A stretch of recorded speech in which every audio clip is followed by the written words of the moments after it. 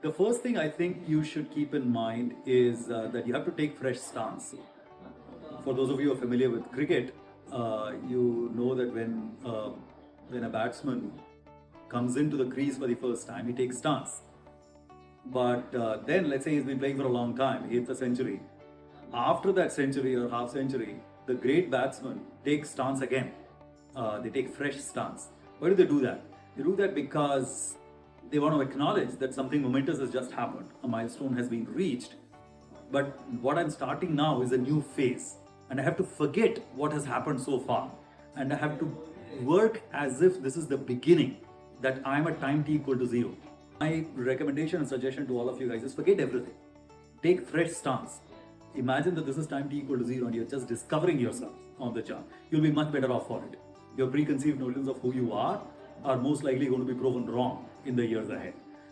So it's much better if you let go and allow yourself. The next couple are ways in which work life is a little bit different from campus life.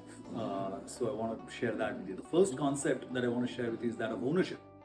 On campus, you're always told what to do. There are very clear deadlines on when you need to submit what day the exam is, what the syllabus of the exam is. Everything is bounded. There are rules about that, and everybody around you is following the same rules.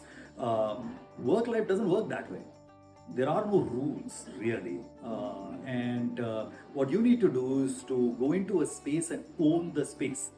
You need to figure out what needs to be done. You need to go ahead and solve for it. There might not be clear rules about what the answer is going to be, etc., but you need to own it. So you need to show a greater degree of personal ownership and drive on the job than you might ever have had to do on campus. So that's thought number 2. Thought number 3 is that on campus, each person is an individual. You have your own grades, your own CGPA, your own rank to look at. There's a clear competitive spirit.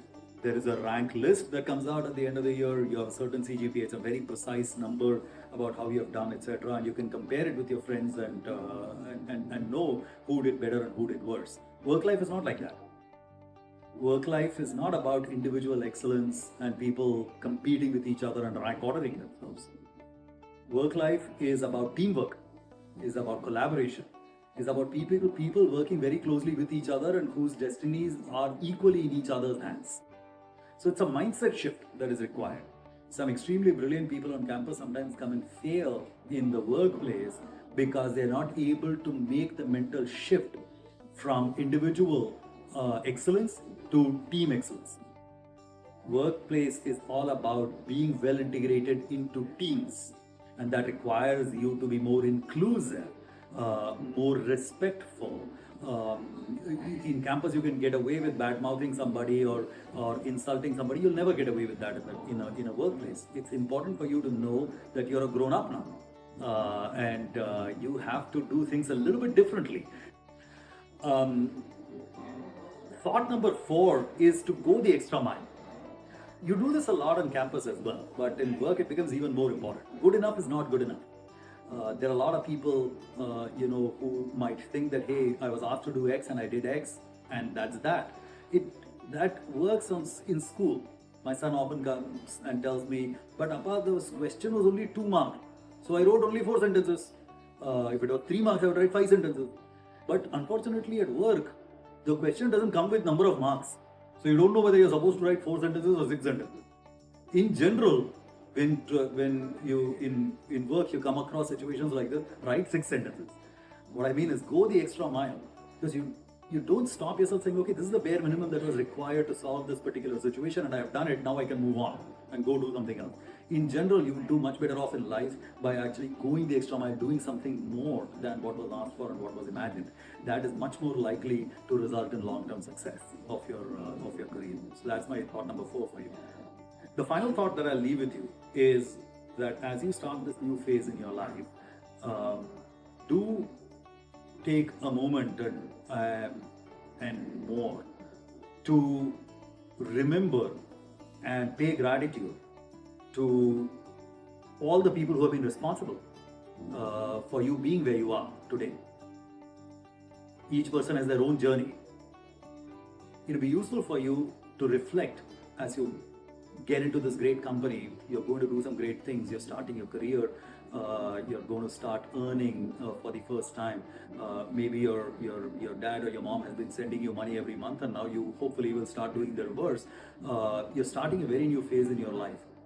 Please spend time remembering those who led to the success. Maybe it's your mother, maybe it's your father, maybe it's a sibling, maybe it's an uncle, maybe it's a teacher. Remember all those people who are responsible for your success and who have led you here.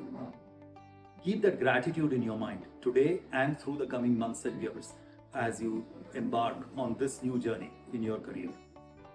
Companies come and go, jobs will come and go, but those people are going to be there with you forever. And you owe it to them to share your happiness at moments when you achieve something great.